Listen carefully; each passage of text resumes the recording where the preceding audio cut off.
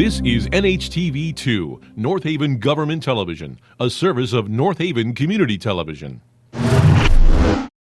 The following program is brought to you through the support of the Town of North Haven.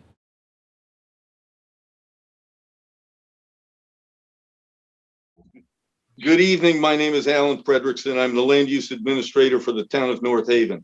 As indicated in the agenda for tonight's meeting of the Planning and Zoning Commission, the meeting is being held via video conference and conference call, and there is no in-person public access to the meeting. A video conference link and dial-in conference call number was provided for the commission members and interested members of the public to participate in the meeting. For members of the public who are listening, I would ask that you mute your phones if you're able so that we do not get any background noise. I have some important reminders. First, every time you speak, you must state your name for the record, except when the roll of the commission is being called. Second, we must be careful not to speak over one another so that everyone who's listening can hear what is being said and we have a clear record. For this reason, when it comes time for the commission to comment or to ask any questions of any of the presenters, and also for the commission to vote, Town Council will call the roll of the commission. Also, when it comes time for members of the public to comment, again, you must state your name and please spell your name so it's properly recorded, and also provide your address. This meeting is being recorded and the recording will be posted on the town's website. Go ahead, Vern.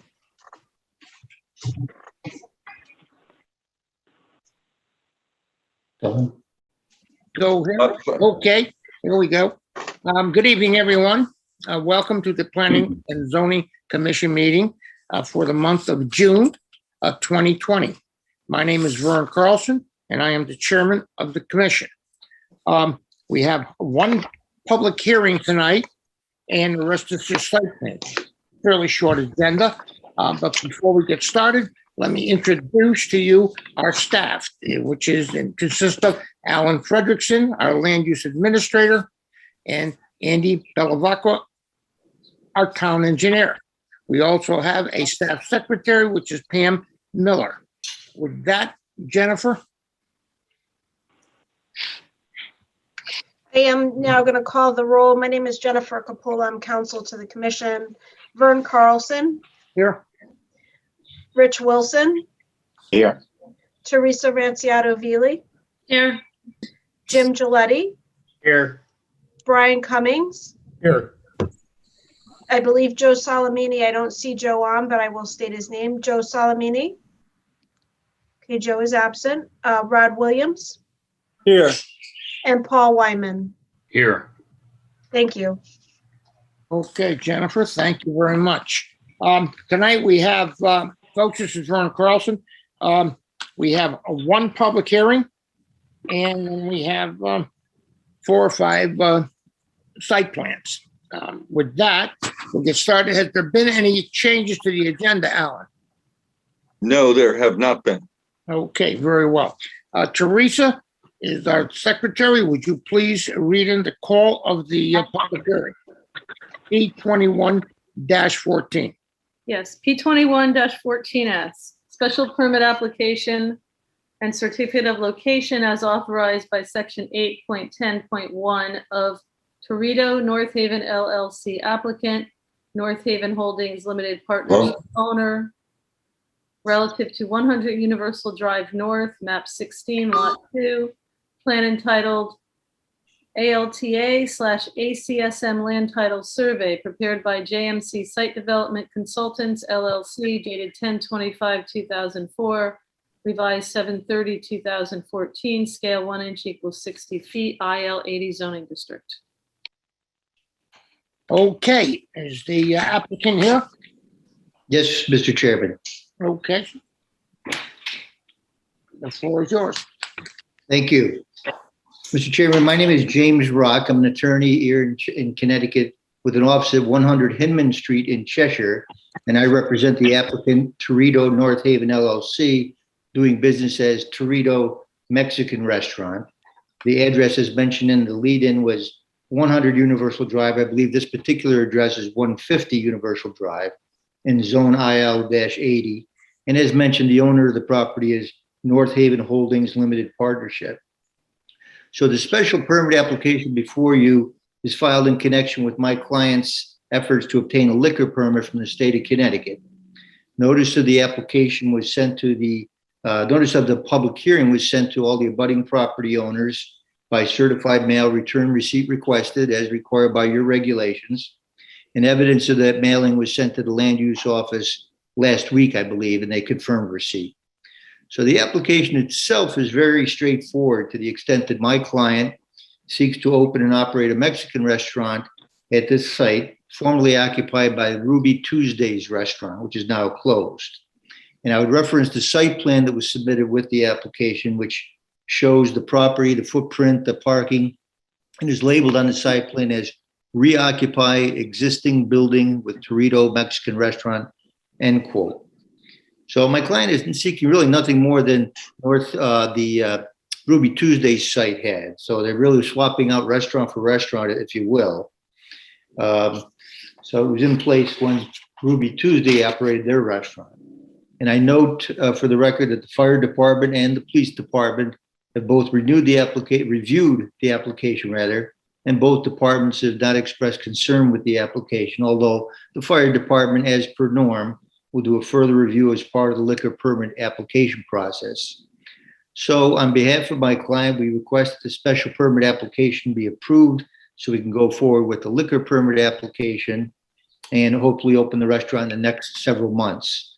And lastly, for the record, I'd like to take the moment just to thank Mr. Frederickson and his staff for their professionalism and help in getting this on the agenda for tonight. And that's all I have. Okay, I think it's quite enough. Thank you very much. It's pretty much straightforward. This was there before. It's just a matter of just continuing under a different name, actually a different outfit. So I don't see any problem with it, but by all means, Jim, do you have any questions? Yeah, I also have no issue with it. I don't have an issue with the liquor permit. Can you tell me just a little bit about the restaurant, just out of more curiosity than anything? Is it a chain? Is it a standalone? Is this a new place? What kind of operation is it? My client has about a half a dozen, I would say, Mexican restaurants, several in Rhode Island, several in Massachusetts. So I believe this is his first effort in Connecticut, but it seems that they've been very successful in the other locations, and seeing an opportunity with Ruby Tuesday closing, they thought this was a great location in North Haven. The other ones he has, are they all the same name? Or I is, believe so. no, okay. Okay, I was just curious. Thank you. Sure. Okay, you're good, Jim. Anyone, Teresa? No, I don't have any questions. I'm glad to see they're coming. No, Okay, thank you. want to come, yes. Okay, good enough. Ryan? Vern Brian here. No, I don't have any questions. Again, it's good. Rich, how about you? The building is going to be filled. That's good. No, Vern, I'm okay with it. Good. Paul? Paul Wyman, yes, I'm okay with it. I'm familiar with the Rich? property. Rod? No questions. Thank you. Probably. Okay, very good. Very good. It's pretty much straightforward, and well, I do thank the applicant for a quick and straight to the point presentation. With that, there's no other questions from the staff. Is there any questions from staff at all? None here. Alan Frederickson. No questions, Andy Bevilacqua.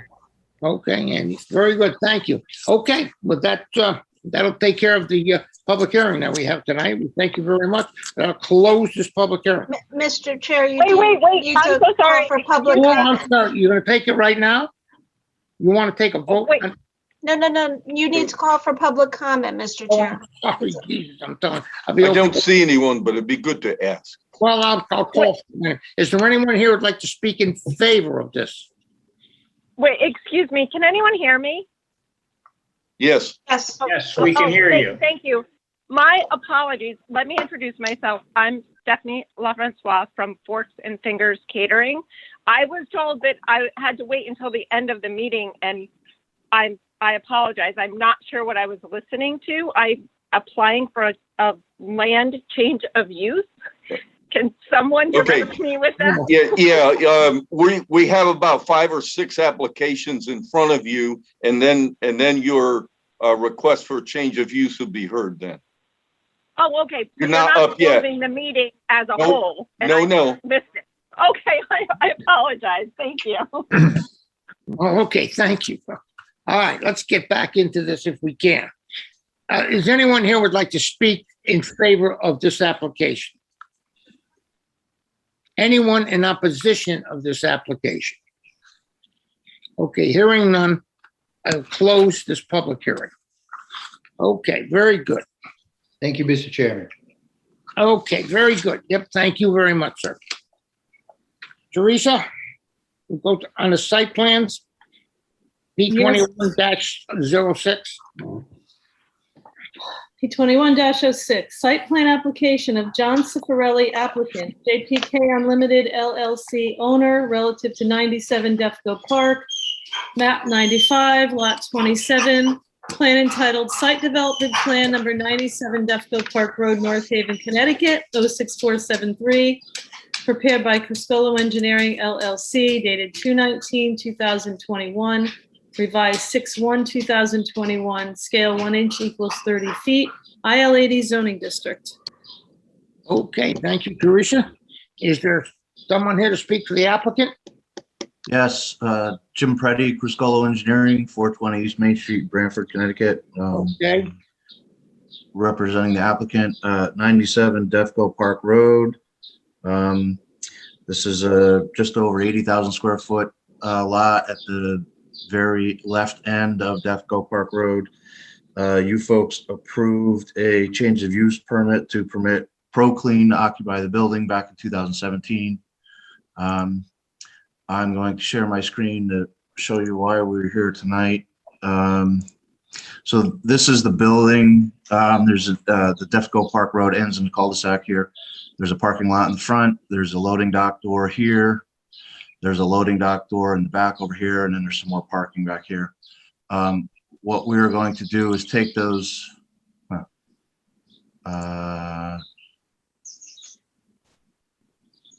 Where'd it go? All right. you're back up, Jim. Yeah. No, the proposed plan disappeared. Hold on, it's here somewhere.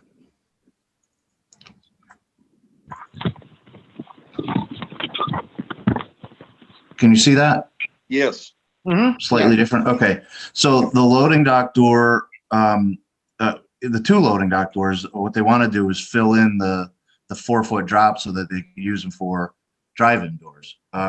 So in the front here, just area of regrading here, we'll fix that. In the back, we need to put in a small retaining wall here so we can grade up to the doors that are here. Because we were in here for a site plan modification, we're also taking care of a couple other business items that they are redoing the sidewalk in the front, kind of straightening out the edge of the parking. We're doing some drainage improvements, which is replacing this catch basin here in the outlet that's in disrepair now. In the back of the building, we're adding a little bit of pavement just to make room for their trucks to park back here and turn. We are adding, right now, there's just a bituminous swale that runs off down into the wetland area in the back. We're putting in a curb and a catch basin and some underground stormwater galleys to store some of the water with a high level overflow into a riprap apron that'll go down here. So any water leaving the site, if it does, will be much slower than it was previously. We have been to, well, before I get there, we did add some trees at the ends of the parking island that are missing there now. We are showing sidewalk, but we're asking for a waiver. I was just here for another application on Defco Park Road, and it seems to be what's normally accepted for this industrial park. We have just recently been to wetlands and received approval from them for doing this work because we are within the wetland buffer because of this low area in the back here. That's the extent of the application. There's not a lot of site work going on here. Yeah, Jim, could you, in the front of the building at the loading dock, how do you intend to address that particular area where you first turn in?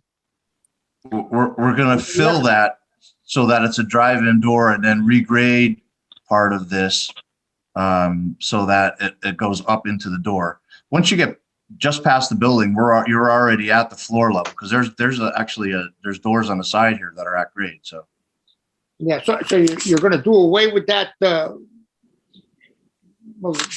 it's all gonna be flat. that's correct. It'll be a drive-in. Okay, good enough. Andy, You'll is that? be able what to you were drive talking- right in. Andy, I read your comments there. Is that what you were talking about, this retaining wall or whatever you were saying? No, actually, I was referring to the rear. Yeah, that's where Jim's pointing to now. You want to go over that, Jim, or? Yeah, so on this back side here, we had to put in a retaining wall because this parking area is lower and we have to raise up to get into the overhead doors here. So we needed the retaining wall to break grade here, that's all. So that we're not filling this whole back area. Yeah, well, yep, okay. Well, Andy, are you satisfied with what you're looking at here? No, my concern was vehicles coming in and out of that with a multi-foot retaining wall off to the side. I think we need to do something to keep trucks from driving off the side of that wall. Okay, well, I wasn't sure exactly what you were referring to. I certainly am now, but you don't have any problem. Jim, you don't have any problem with town engineer's comments, do you? No, Jim Preddy, none at all. The blocks will actually be above the pavement and then we'll put a visual rail there so that they could see it when they're pulling in and out. Okay, Perfect. yep, very good. Okay, Jim? Jim Gillette? No, I'm good. I don't have any questions. Okay, Teresa? No, as long as, Jim and Andy worked out that one issue, that's good. Good enough. Okay, Brian? Yeah, Vern, I have a question. This is Brian Cummings for both the Jim and Andy. This in no way affects the radius on that turnaround in what you might call a cul-de-sac, does it? No, we're not affecting anything out in Defco Park Road. Thank you. That's all, Vern. Okay, Rich? No, I don't have any problem with it, Vern. Paul? No, I'm familiar with the property and no questions. Paul Wyman. Rod? I don't have any questions. Thank you. Okay, thank you so much. Okay, then, is there anything from the staff? I have Alan? nothing. Alan Frederickson. No question? Andy Bevilacqua, I'm all set. Okay, good enough. Thank you very much, Jim. Appreciate it. Thank you. Okay, we'll move forward. Teresa? E21-09, continuation of the site plan application of 12% LLC applicant, 450 Saca Point Associates LLC owner relative to 341 State Street, map 35, lot 25. Plan entitled Proposed Patio, 341 State Street, North Haven, Connecticut, prepared by Godfrey Hoffman Hodge LLC, dated 3/23/2021, scale 1 inch equals 20 feet, IL 30 zoning district. Okay, thank you, Teresa. Is there someone here to speak for the applicant? Yes. Good evening, Mr. Chairman. This is Jim Rotundo, licensed professional engineer with Godfrey Hoffman Hodge. Office is located at 26 Broadway in North Haven. At the last meeting, in response to staff comments, in particular the town engineer regarding pedestrian or protection for the patrons in the proposed patio, we were asked to prepare a detail for review. If I could share my screen, I will put that up.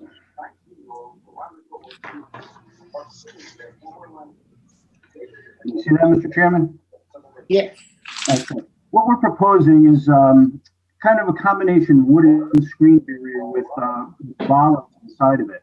It'll be a wooden, kind of modular, rectangular wooden screen, which will go around the patio area. Excuse me, is there supposed to be something on the screen now? Because I don't see anything. Yeah. Can you see that? No. Nobody can? Okay. No. Also, somebody has to mute, or everybody has to mute, because I'm hearing background. So I'm trying to figure out where that's coming from, and Yeah, I can't tell. Nobody's microphone Seems is like it's moving. gone now. It's gone. Yeah. Okay. Okay, move forward, please. Okay, let me try this to share again here.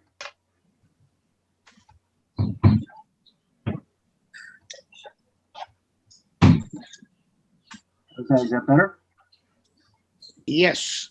Okay, you can see that? Got it now. Okay, great. It's up. Thank you.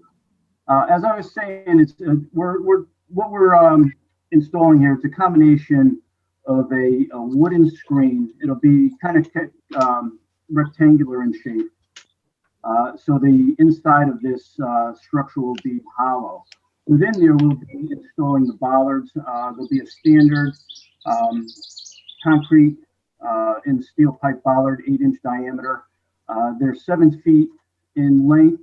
So 3 feet will be above grade, 4 feet will be below grade. Those will be placed a maximum of 6 feet on center. With this, we're also, it could act as a combination planter. You know, what the applicant wanted to do is try to make something a little more ornamental, decorative with this, just not bollards along the patio area. So that's essentially the proposal. I believe Mr. Bevilacqua had commented that he was okay with the screening of the patrons with this. So I'd be happy to answer any questions from the commission. Okay. Since we talked about this before, I'm certainly satisfied with what I'm looking at here. Jim, you want to take a? No, that looks good to me. That addresses my concerns. Putting up a safe barrier and that it looks good is great. Now, I've got no issue about it. If Andy's good with it, I'm good with it. I think so. Anyone else on the commission? Teresa? No, Vern, I am happy. I'm very satisfied with what they did here. Thank you. Good enough. Richie? Yeah, he changed everything that what we asked him to do, and it seems like he's done it. So I'm happy with it. Good enough. Okay, Brian? Vern, Brian Cummings, it's a great solution to the problem. It's wonderful. No problem here. Okay. Paul? Yep, Paul Wyman, I agree. You know, all we were concerned about is protecting the patrons. So, you know, at the last meeting. So I think they addressed that. Thank you. Yep. How about Rod?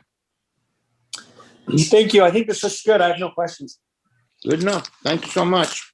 Okay, very good. Anything to add from staff? No, Alan Frederickson. Okay, then we're all set. Mr. Bevilacqua. Okay, very good. Okay, thank you very much. Thank you, Mr. Chairman. Yep. Okay, Jim, thank you. Yes. number 4, Yep. number P21-12.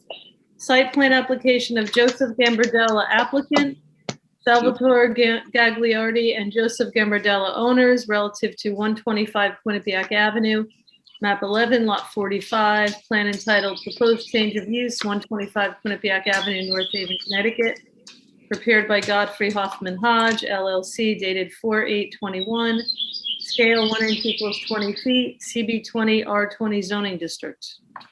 Okay, thank you, Teresa.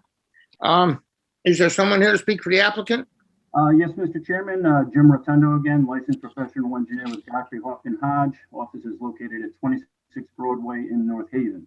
I'm here tonight representing the applicant. If I could share my screen, I will show the site plan. Okay.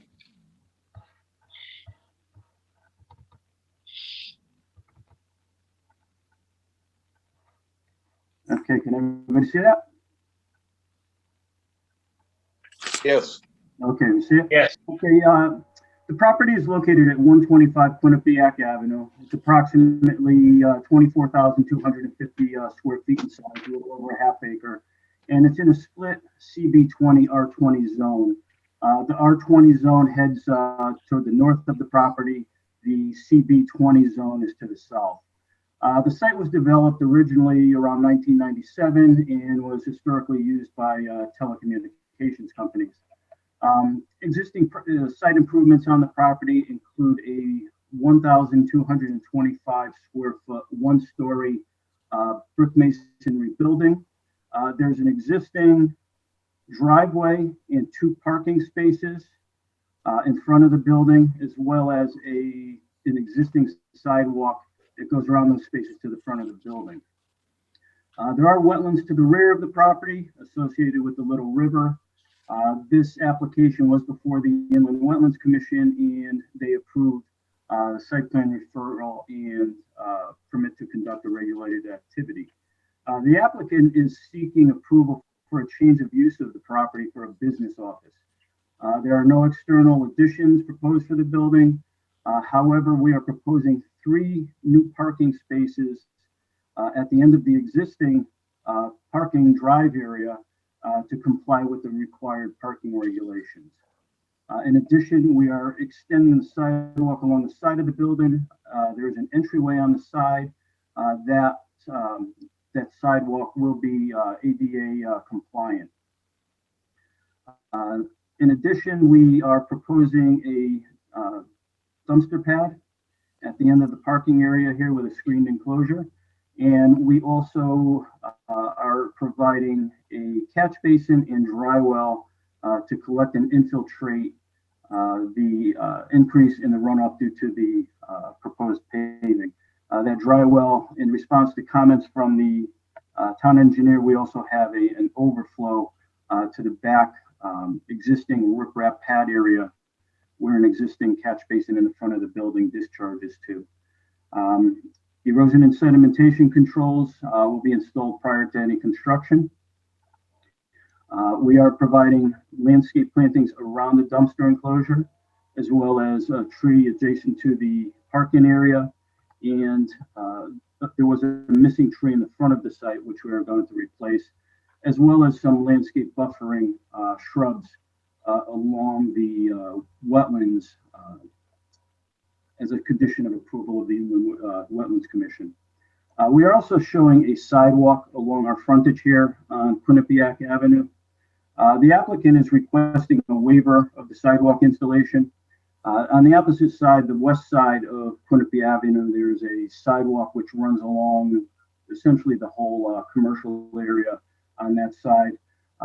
As I said, to the north of this property, it's all residential development and homes. To the south, it is commercial. They're larger lots. They're pretty spread out. So based on that, we are requesting a waiver of the sidewalk if the commission sees fit. With that, I'd be happy to answer any questions. Yeah, Jim, in regards to the sidewalk, I mean, there is no sidewalks, I don't believe, from the convalescent home down. Is there any? There is no sidewalks, is there? There's one building that's in the vicinity of the convalescent home where there's a small, it looks like a residential home. I'm not sure if there's a commercial use in it, but there is a sidewalk in front of there. But that is up in the vicinity of the convalescent home. Between that area down here, there are no sidewalks. Yeah. Well, I just didn't see any in there, so I wasn't sure if it was clean all the way down to the bus where they keep the buses or not. But right, yeah, and I don't believe there's any sidewalks all the way down to where the buses are either. Okay. Hey, Jim, this is Teresa Ranciato Vili. Go ahead, Teresa. Can you point out, please, again, where the dumpster is? Yes, it's in the corner of the parking area here. Okay, I'm just gonna say that that's toward the residential side. Is there a reason we haven't pushed that dumpster or can't push it down? Not towards the residential, but towards the commercial? I mean, I really don't see any problem with that. We are outside. There's a regulated area for the inland wetlands, which is where my pointer is going here. We could shift it down so that we're not in that regulated area, but we can move it closer to the building away from the residential area. Thank you. And what about lighting for this and spill over into residential? Yeah, the applicant did not indicate that he was proposing any site lighting, at least, from poles around the parking area. I'm not sure if he was going to install anything on the walls, but as Mr. Frederickson has as a condition of approval that all the lighting standards and measurements and photometrics and everything be be submitted, and if we are going to propose any lightings, we can certainly, submit that to Mr. Frederickson. Okay, yeah, I just want to be sure that, especially if motion lighting is put in, that it's not going to hit the neighbors. So, Right, anything we put up will be fully screened and make sure we don't have any wash onto the adjacent properties. thank you. You're Yeah. welcome. Okay, thanks, Teresa. Yeah, Jim, you're gonna make sure to make a note on that as far as the lighting goes, no spilling over on Yes, onto sir. the other side there. But in any event, I assume that was okay. Okay, Brian? Vern, Brian Cummings here. Yeah, Teresa addressed the problem I thought about with the dumpster there, and I'm glad she addressed it, and it's going to be. Okay, so you're gonna move the dumpster over. But Okay, I also have something else here too, is that was down there. Jim, is there any chance you locking that building up? Because that seems to me like an attractive nuisance right now with the doors being able to be opened. I could make the applicant aware of that, and that you would like that building secured. Thank you, Jim. Vern, that's all set. okay, very good. Rich? Rich Wilson? I'm okay with that, Vern. Okay, very good. Paul? Paul Wyman, no, I'm okay with it. I was just, you had a question, but I answered it. They're removing there's a transformer there currently. I went by there today, so they're talking about removing that and the pad where they're gonna put the dumpster, so I'm good. Okay, good enough. How about you, Rod? I had a question. This might have been addressed, so forgive me. What are those black things behind the dumpster pad? Those are, we're proposing arborvitae screening there. It doesn't Okay. show up on here, but that's what those are.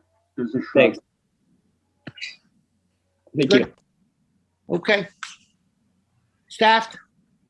Hey, Vern, you didn't ask me, Oh, I'm, yeah, I thought, And it's very interesting because you know what my issue is here, right? I mean, this is not Defco Park Road. This is Quinnipiac Avenue. go ahead. People walking on Quinnipiac Avenue is a big deal to me. And this is not very far from Middletown Avenue where people have been killed walking on Middletown Avenue. So I'm concerned, why should we remove these sidewalks? This is an opportunity to get sidewalks in on a main road. This is not somebody doing nothing. They're making some changes. And Mr. Rotundo, perhaps you can tell me, why should we remove these sidewalks? You know, The applicant doesn't want them. Well, Very good, Jim. I stated our Yeah, reasonings, other sites don't have it, but I get it. But the fact that it's, and will, if the commission I requests, understand. we're Yeah. willing to. See, to me, it's like the fact that there's residential, north of it, but then there's Rite Aid and there's places that people might actually walk to south of it, is more of a reason. Obviously, we can talk about it during deliberations. This is, like I said earlier, not Defco Park. I'm with you on Defco Park, not with you on Quinnipiac Avenue. Just one guy's opinion. We'll see what happens in deliberations. Yeah, Jim, I was going to address it in deliberations. Obviously, I'm with you. I'm not in favor at all of removing sidewalks there. And hopefully at some point, stuff starts, changing in that part of town. And yeah, no, I'm not in favor of removing those sidewalks. Well, we're not removing the sidewalks, but the fact of the matter is. No, removing them from the plan. I'm not willing Oh, to waive them. Vern. Okay, good enough. But the fact of the matter, and just to look at both sides of this thing fairly, and we'll do it right now. So what's the fair? I'm fine. Listen, Jim, I'm fine. No, but what's the other fair side? I don't want to be on. Yeah, there is no sidewalks in 8 houses there. And That's not an argument, though, Vern. wait a minute, Jim, hear me out, for God's sakes. There's 8 houses in there. There hasn't been any activity on since the 1940s. And there's been no sidewalks down there. There's no activity down there. And there's full sidewalks on the other side of the street. But I'm What not does that saying, mean? There's no activity. There's activity. People move down there. There's cars down there. There's people on the road down there. There's a lot of activity. Jim, I'm happy with sidewalks. No, yeah, I get it. But I'm happy with sidewalks. I'm just saying, the reason he's asking for it, I would assume that there isn't any there. Yeah, that's- Yeah. Vern, Okay, whatever. We can talk about it in deliberations. We can argue. Okay. Is there anything from any of the commissioner in respect to this? Brian or Rich or Rod or Paul? No, what you're saying is there's no chance of connecting that sidewalk to either way, north or south on Quinnipiac. Is that right? Jim? Well, Is that directed to Jim or who are you talking about? yeah, Well, it was to you, Vern. To me? Yeah. Well, listen, putting sidewalks in doesn't hurt anything anywhere, but it makes sense to put them in some places, not sense to put them in the other place. It Right. just, to me, we got sidewalks across the street, sidewalks 200, 300 yards up the street, and nothing going the other way. That was just my point. That's all. That Right. was the point. okay, Vern, so I'm going to jump in here. There's also no crosswalks. There's no way to get across the street safely. There's Yeah. businesses that are across the street. There should be something going on where Sparago's was at some point. There's people who get off buses and work at the nursing home. So, Well, and our town would be better served to go by our requirement to put in sidewalks. So, well, you're almost right there. But in that event, okay, let's let Rich have his say. Rich, was that it? Rich, you're muted. All Okay. right. There you go. So what I had said was, I understand the value of the sidewalk, but it's not going to be connected north or south of that piece of property to anything. So let me And answer that. it doesn't look like there'll ever be a sidewalk north or south of it. Okay, so let me answer that. Why do you say that? Because, and let me tell you why I respond that way.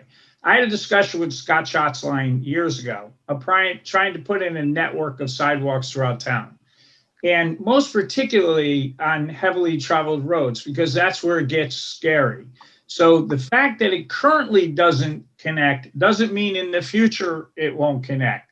I'm buying it with Defco Parks down the end of the road. It's a commercial thing. There's no people down there. Shouldn't really be anybody walking. There's people walking on Quinnipiac Avenue.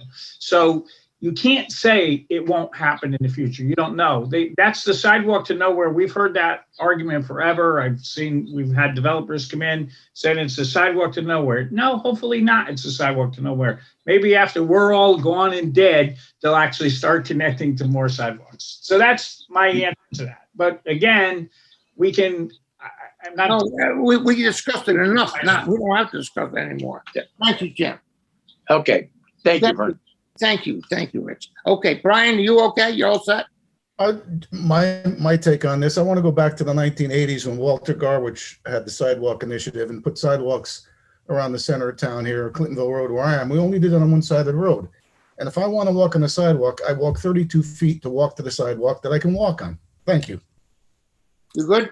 all right, Brian, I'm going to address that because you live in a different area than where this is. And I'm also going to say that, and our town attorney knows this, there's other towns that actually, yes, do waive sidewalks, but they have a sidewalk fund, which this town has refused to do.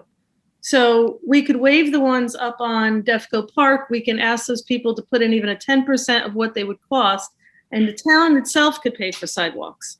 So the fact that what makes a town actually livable and good to move to and work in are sidewalks. Okay, so go look around at all our neighbors and tell me which towns you want to live in. And guess what? Most of them have sidewalks. Most of the people want to move to North Haven. No, Vern, not all of them. Most of them want sidewalks. Well, there's not much available here, but let's not get into it. I had enough of this. Anybody want to speak to sidewalks anymore on this is out of order. It's done. Okay. But you don't get to do that. Well, I do get to do it. No, you don't, Vern. If I want to ask another question, I'm going to ask another question. I'll open it up And in I'll keep deliberation. going. And I'll ask open it up in any questions. deliberation, Jim. So you don't get to shut people down because you've had enough. No, it's enough. It's enough talking now. I'll open it in deliberation for you, Jim. You can talk all night. Okay. Anybody else wanna- Well, hang on. Ay. So much for a short meeting. Okay, does anyone else have any comments on the sidewalks at this point? I'd like to say something. I don't know if we get to talk in deliberations, and I'm just noticing 3 properties up, there's a sidewalk in front of a building. The only way that it's ever going to get done is piecemeal. And that's how you have to take the chance when you have a chance to do it. So I actually think it's a good idea to try and put sidewalks in a place where it's strategically appropriate, which I think the street is. Thanks. That's all I have. Okay, good enough. Thank you. Okay, does anyone else have anything else to say at this point? Okay, hearing none, thank you very much. We'll close this site plan hearing. Thank you, Jim. You want me to go on, Vern? Yes, please. All right, we're going to take this together, the site plan and the CAM application. Yes, 5 minutes. Read them in, please. Sure. P21-15, site plan application of John Zerlis for TPA Design Group applicant, United States Surgical Corporation owner relative to 195 McDermott Road, map 3, lots 7 and 10, and map 6, lots 26, 28, and 29. Plan entitled Proposed Degasser Building Addition for Medtronic, 60 Middletown Avenue, North Haven, Connecticut, prepared by TPA Design Group dated April 26, 2021, revised May 3, 2021. Scale 1 inch equals 20 feet, IL 30 zoning district. And P21-15A is the CAM application of John Zerlis for TPA Design Group applicant, U.S. Surgical Corporation owner, relative to 195 McDermott Road, map 3, lots 7 and 10, and map 6, lots 26, 28, and 29. Plan entitled Proposed Degasser Building Addition for Medtronic, 60 Middletown Avenue, North Haven, Connecticut, prepared by TPA Design Group, dated April 26, 2021, revised May 3, 2021, scale 1 inch equals 20 feet, IL 30 zoning district. Okay, Teresa, thank you. Welcome. Okay, is there someone here for this application? Yes. Can you hear me? Yes. Okay. John Zerlis. I'm with TPA Design Group, offices at 85 Willow Street, New Haven. Representing Medtronics this evening, seeking site plan approval and CAM approval for the addition of a degasser unit, which will be used in conjunction with the sterilizer facility that we had approved and built, and that's been operating for 3 or 4 years now. This is all part of their process. The plan itself calls for a building addition of approximately 2,300 square feet. We will be relocating a loading dock and minor changes to the drainage system where the building will be going. We've got to relocate some catch basins and some pipe. Same thing with electric and water lines. There will be some relocation. And essentially, that's our site plan. It's very simple, very straightforward. As far as CAM goes, there are no not facilities, but there's no impact within the CAM area because it's completely all developed, all paved or building, so there's no impact there. I've received the comments from engineering, land use, fire department, police department. The comments are very, very minor. I think just a note change is what Alan requested. And the last thing that I would like to add or to request of the commission is in the comments by Andy. He noted posting a bond in the amount of $2,500 for those on the commission. And I think possibly Jim and Vern, you were both in on this. We went through many years with a number of bonds for U.S. Surgical and all of that. And it was decided that the site was going to be treated as a campus rather than the individual lots that it is. And currently, for the campus itself, there is an existing bond in the amount of $390,000. that I think would more than cover the 2,500 that Andy has noted in his comments. Basically, that's what we have. So if you have any questions, be glad to answer them. John, I don't have any questions at the moment, John. But yes, I certainly remember everything you were bringing back to us back in those days. Right. You were there every month. You were part of the commission. Forgot that. Hey, Jim, would you have any questions, Jim? Is that me, Jim? Yeah, no, I'm good. I don't have any issues with this project at all. Okay, I'm sorry. No questions, Jim? Teresa? No, none at all. Okay, good enough. Thank you. Brian? Brian Cummings here. Just one question. Jim, John, what is a degassing unit? You got me.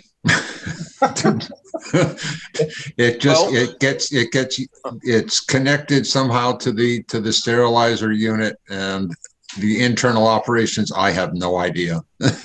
Actually, I hate to put him on the spot, but our town engineer accompanied me to the site, and we listened to an explanation of what a degasser is. Then you're doing a lot better than I was. And I'm cheating by, rather than to try to paraphrase that and see if Andy might be willing to offer a few words.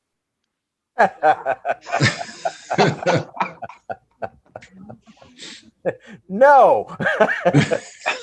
No, honestly, I did not capture exactly what it's a complicated chemical process that they're doing there. I did not capture exactly what the details of it were. Well, let me give this a shot. Alan Fredrickson, when they sterilize, the sterilizer unit is right next to this. When they sterilize the needles and the various surgical instruments that they manufacture on this property, they have an extraordinary process in my mind.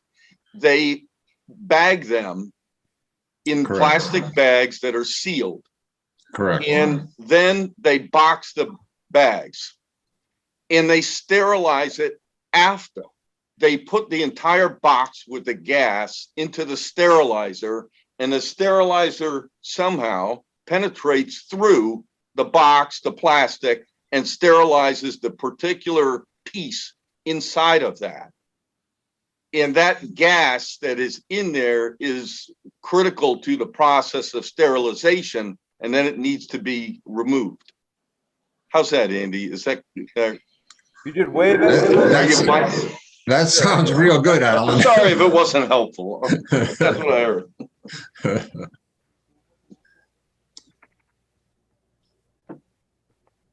That's all I have. Warren, this is Brian. Alan, thank you. You're hired. Yeah.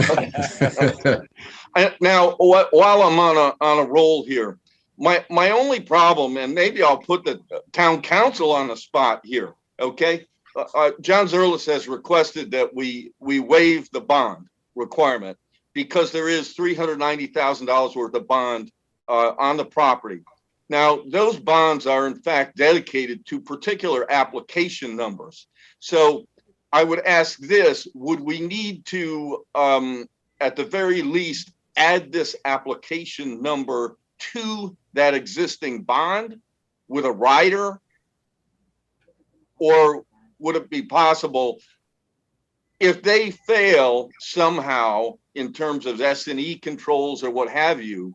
I don't see how we have a venue to attach that $390,000 bond unless the particular application number is added to it. I have no objection to that.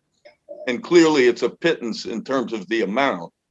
But is there a way to attach it, Jennifer? Thank you. I agree with your instinct on that, Alan. I think it's appropriate for you to ask for that bond amount and have it be separate. I have in terms of the 390, I have no information with regard to that. I think that, this bond amount should be kept separate from what has been done previously. I have no idea what that dates back to, what the particulars are of it. I don't think it's appropriate to say, oh, we already have 390,000. No, they should be posting the $2,500 S&E. Yeah. would it be acceptable if they could add it to the other, if they could add this application number to the other bonds scope?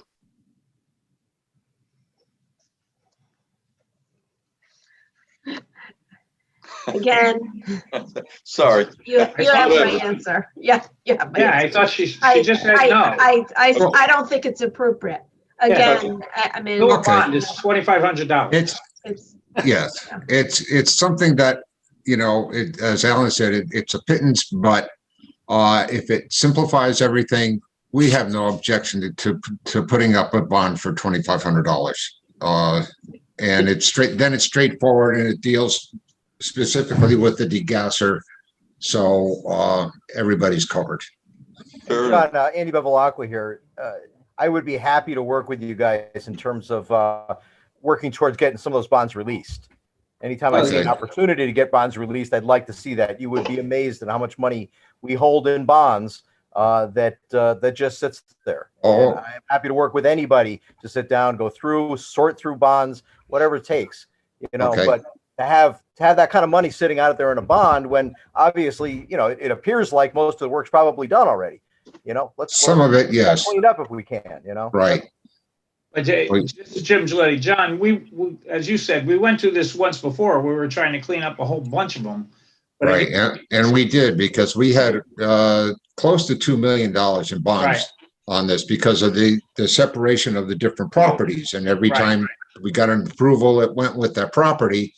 And that's how we came up with the final designation of a campus that covered everything, every single piece into one conglomerate. So are you saying that there's now one $283,000, whatever your number was, bond for the whole campus? That's what it's now? Correct. Yes. Is that good? Yeah, I think Jennifer said they still have to do the 25. I think so, yeah. But he's given us a ton of money before. Gee. Andy? Andy? Yes, sir. Yeah, how are we gonna handle this bond business? 2,500? Just as a standard bond. Okay. What is it? It's 2,500 bucks? 2,500 is what Andy. Yeah, it's a requested. minimal amount for erosion control, you know? Yeah. As long as you're good with it. Every project's got a small bond for, at least for erosion control, so. Okay. That's it? That's all I have, just for your own information, Fern, because you've been involved with this as long as I have. I keep a record of the approvals that we've gotten on surgical, and between zone changes and site plans and inland wetlands and variances and everything else, we've gotten 112 approvals for that property. Wow. Must be a record. Goes back to 1981. Wow. You were there every month. Oh, every month. For a while there, it was every month for just over a year. Yes. Yeah. Yep. John, that sounds like an annuity to me. John, I'll have to tell my mother you were on yet again. Yeah, she'll appreciate that. Yeah. He certainly knows, Teresa. Boy, I'll tell you. Yeah. Geez, it was something different back in those days. Okay, very good. Are we good to go here? Is there anyone have any other questions with respect to this? No. No. Rod, you okay? I'm fine. Thanks, Vern. Okay. Brian? I'm good, Vern. Thank you. Okay. Richie? I'm good, Vern. Paul? I'm all set. Thank you. Paul Wyman, all set. Okay. And Jim, I presume you're all set? Yeah, all good. Okay, very good. Okay, thank you very much, John. Appreciate it. All right. Thank you all. Take care. Yep. Thank you. Okay. Okay, we ready, Vern? Yes, please. P21-16, site plan application of Velez LLC, applicant and owner relative to 30 Broadway. Map 66, lot 99, plan entitled proposed patio, Ludow's Italian Restaurant. 28-34 Broadway, North Haven, Connecticut, prepared by Godfrey Hoffman Hodge, LLC, 5/7/2021. Scale 1 inch equals 10 feet, CA 20 zoning district. Okay, is there someone here to speak for this application? Yes, Mr. Chairman, Jim Rotundo here, licensed professional engineer with Godfrey Hoffman Hodge. Office is located at 26 Broadway in North Haven. Here tonight representing the applicant. The subject property is located at 30 Broadway. It's actually listed as 28 through 34 Broadway. It's located in the CA 20 zone. And the property is approximately 15,826 square feet in size. The applicant is also the owner and currently operates Ludal's Italian restaurant on the property. If I could share my screen, I'll put up the site plan.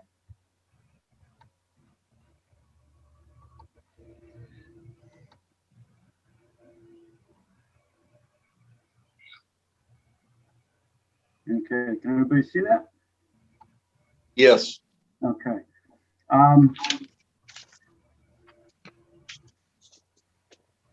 The existing building, this is the proposed condition, but in the front of the existing building, there are parking spaces along this area here.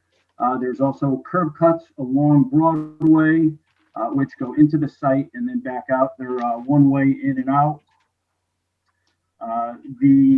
Also, there's a second driveway which exists along the easterly side of the building to access the rear of the building. There's municipal parking owned by the town of North Haven surrounding the parcels here. During the pandemic, Ludal's opened an outdoor seating area due to COVID and in accordance with the governor's executive order. That's located in the front of the building, essentially where the existing parking spaces are located. The patio is proven to be very successful to them, and the applicant would like to continue the use of the patio area after the executive order expires. Therefore, the applicant is applying for site plan approval to continue this use and to construct a permanent patio. The patio will be located in the front of the building. In the location of the temporary patio, the existing parking spaces will be removed. And except for the driveway along the easterly property line, the curb cuts along Broadway, the 2 additional curb cuts to the front of the building will be closed and removed. There are 2 existing handicap spaces in the front of the building. Those will be relocated to the rear, and the remaining 4 spaces along the front will be eliminated. Parking for the restaurant is essentially within the adjacent municipal lot. The patio area is about 1,925 square feet, is roughly 23 feet by 90 feet in size. The patio will be constructed of pavers and will be bounded by a steel reinforced concrete masonry block wall. That wall will have granite facing on each side. In addition to access onto the patio from the building, there will be an extension of a sidewalk out onto the sidewalk on Broadway from the front of the patio. And there are also openings on either side for egress. The areas where the pavement is proposed to be removed along Broadway, the closing of the curb cuts, that'll be replaced with landscaping, topsoil seeded, and also installation of a couple of street trees to essentially carry through that landscape corridor along Broadway there. We are also proposing shrubs along the front of the wall in front of the patio. Broadway is a state roadway. We have submitted plans to DOT and received preliminary comments. Essentially, they want us to bring the sidewalk and the accessible ramp up to their current standards. The trees or any plantings within the right-of-way have to be approved by their landscape architect. And they want us to look at the configuration of this driveway. There's essentially a utility pole located right here that is unprotected. So they want to see if we could get some curbing there to try to protect that, which may just change some of this geometry here. With that, I'd be happy to answer any, if there are any questions from the commission. Yeah, Jim, I don't have many questions at all here, but, I mean, along the front there, you're gonna have room enough to plant some shrubbery in there? I mean, it shows it, but is it, how much room do you actually have? Yeah, there's about 2 to 3 feet in there. I think we have to, we'll have to pick what kind of shrubs. We're looking at a small rhododendron to go in there. They'll have to be maintained. The DOT has a requirement that they don't want those plantings to go into their right of way. But there is, there's probably a good 5 feet between the wall and the sidewalk itself. The right of way line, the street line, is right along here. So there's about 2 feet between the wall and the street line, and then about 2 to 3 feet between the street line and the sidewalk. Okay. Yeah. Okay. That's more than I thought, but that's fine. Thank you. Yeah. And you put the handicap right behind the building. Are those the first parking places to the entrance to the building in the back? That is correct. They'll be in this vicinity here. There is entryways into the building here, which are both accessible. Okay. Okay. Teresa? No, Vern, I don't have any questions. I like the plan. No. Okay, good. Thank you, Teresa. Jim? Yeah, I'm a little confused. There's a deck in front of that building now that was built not that long ago. Are you saying you're going to pull that up? That's correct. That's their temporary patio. Really? Yes, it's pretty ornate. They didn't build it that long ago, and it has big blocks out in front of it. So all that's going to come out? All that's coming out, correct. And then you're going to rip up the macadam or whatever the parking lot is there, and then build a permanent patio. That's correct. And what will the patio be constructed of? So this is wood, but what's it going to be? Right, it'll be a block paver, concrete block paver. Okay. And what will the bollard or whatever you're going to put up to protect the patio? What will that be? If you look at the plan, the section of the wall will be, it'll have a footing. It'll be a masonry block wall filled with concrete and reinforcing steel. And then on either side of that wall, there'll be granite facing for decorative purposes. That's interesting. And the shrubbery will be like in front of that, on top of that? Where will the shrubbery be? The shrubbery will be in front of the wall. In front of the wall. Yeah, good for you.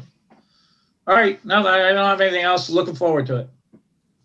Okay, thank you very much, Jim. Brian, any questions? Well, Brian Cummings here. Yeah, I do. Jim, there's looks like there's going to be like a 3-panel slider getting out from the restaurant onto the patio. Correct. Sliding door there. Yeah. And then on the far side, by the side where the old firehouse was, there's a small door that's an entrance or a possible exit. Yeah, that's where I'm looking at. Can we make the main entrance and maybe the only entrance the one in the back? Because there's a doorway right in the center here too, which is essentially the main entryway into the restaurant from the front of the building. From the front of the building. Correct. Okay. But when people go and they park, they're not going to be walking contrary to the arrow that the cars are coming in to park and back, are they? Oh, you're correct. I mean, you observe the people there. Our office is right next door, so we see the people parking in the rear, and they use the rear entry into the building. There is some street traffic that uses the front of the building. Those parking spaces will now go away. There's municipal lots across the street. So the foot traffic and the patrons come from a lot of different directions. The rear of the building being primary, but that doorway you referred to on the side, I don't believe that's really used by patrons. Mm-hmm. Right now, it's just the center of the building in the front, that entryway, and then the entryway to the rear. Okay, Jim, thank you. Vern, I'm all set. Okay, good. Rich Yes, Wilson? Jim. Yeah, Vern, this is me. Okay, go ahead. So I was disappointed when all of those parking spaces were removed from the front of the restaurant, which I thought they were going to be put back again when the COVID virus was over. However, is there any possible chance of getting one or two of those handicap spots for parking up front? The back parking lot is not the most conducive for handicapped people to maneuver around. Can there already be any handicap parking up in front? I think given the proposal and what's proposed here, to be able to put in spaces on the property and circulate, it's really can't occur with this proposal. The spaces in the rear are located right behind the building, so they don't have to, as you go further toward the soccer fields, you have the different rows of parking there, and it does get a little crowded and crazy, but those handicap spaces will be right adjacent to the building with direct access into these into the rear doorways here, the rear entry of the building. Yeah, or maybe those spaces need to be better marked, because sometimes that gets kind of jammed in with cars over there also. Yeah, they'll be fully painted up to code with proper signing and so forth. All right, thank you. Thank you. Yeah, Rich, you okay with that? I know you were concerned about that. Well, I wish there was two spaces up in front, Vern, but if they can clean up that back corner for the handicap access, that would be a big improvement. Okay, you're pleased with that, or okay with that? Yeah. Okay, Yep. good enough. Thanks. Okay. Good enough. Paul? Yes, Paul Wyman. Jim, you mentioned some things that I was wondering about as well. It looks like this is masonry. This patio is going to be masonry, and looks like they spent a lot of money on pressure treated wood up front. But it looks, I see a canopy, and that's the existing canopy, Jim? That is the existing canopy, yes. Okay, and then there's going to be the masonry wall, 3.2 inches, 3 feet 2 inches high, and then the sidewalk, and then you're going to have shrubbery and plantings on the other side of the sidewalk. Right? Well, the shrubbery is going to be along the wall in front of the patio. Okay. Between the sidewalk and Broadway, that will all be landscaped. That'll be topsoiled and seeded, and a couple of street trees will be put in there. The Sergeant cherry trees, right? That's correct. Okay. All right. Thank Hey, you. good with that, That's all I Paul? have. That's all I have. Thank you. Okay, very good. Hey, Rod? Rod? Thank you. My questions were about the entrance. I think I'm good on that. Thank you. Okay, you all set then, Rod? Yes. Yeah, okay, good. Okay, it looks like I covered everyone, did I not? Is there anything staff would like to add on this, Alan or Andy? I'm good, Mr. Chairman. Andy Bevilacqua. Okay, Alan? Alan, you must be okay. Okay, very good, then, that's it. I thank you very much. We're good to go with this. Okay, thank you, Mr. Chairman. Okay, thank you. All right, Jim. Okay, let me just mark this up. Okay, we can go right into, I don't have anything else on, is Alan there now? Are you there? Alan? Sorry. Yeah, I'm here. We have a couple of changes. Yeah, I don't have anything else, Alan, on my sheet. The change of use is on the agenda. I don't have anything on that, Jim. After the extensions and bonds, you don't have extensions or bonds either? Nope, I don't have any of that. Wow. Well, there's one 1899 Hartford Turnpike, Vern. Yeah, I don't have, I know I looked at that, but I don't have it. I don't have it here. Well, Vern, that's I'm still here. that's on the agenda. Yeah, we'll get you. 1899 Hartford Turnpike and 34 Middletown Avenue. Is that the only two? He's saying it's not on his agenda, but Yeah, well, I don't know what he's looking at the moment. We had a little trouble getting on and such. yeah, I don't have it, so I can't. Okay, well, we, But in any event, go ahead, Alan, tell us about that, which one you're gonna go with first? That's true. Well, the first change of use is 1899 Hartford Turnpike, and I believe there is someone here who earlier tried to speak, who is ready to speak on this at this moment, I believe. Okay, good enough. Yes, hello. Hi, my name is Stephanie LaFrancois. You just let me know when you're ready for me. Yeah, okay. You want to let us know what your name is? Okay, we're ready. Okay. All right, thank you. My name is Stephanie LaFrancois. I'm the owner of Forks and Fingers Catering. We were previously in, oh, you ready? L-E, capital F, like Frank, R-A-N-C-O-I-S, like Sam. And the first name? Stephanie, S-T-E-P-H-A-N-I-E. Thank you. Our previous location pre-COVID was in East Haven. And now we are looking to move to, I believe it's a dual number. You were saying 1899 and it's also known as 1895 Hartford Turnpike in North Haven. It was previously a convenience store with a small kitchen.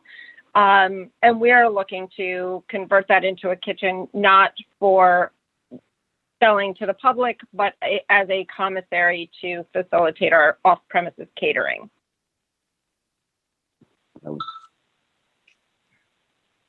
Okay, Alan, do I have the right site now that I went up and looked at that site on Hartford Turnpike on the corner? I believe you did look at the correct site, Vern, yes. Okay, well, that's it. Okay, well, good. Stephanie, can you explain to me, there's some vehicles. When I went up there and took a look at that, there were some trucks and activity going on and a sign in the door and a car on the end and Absolutely.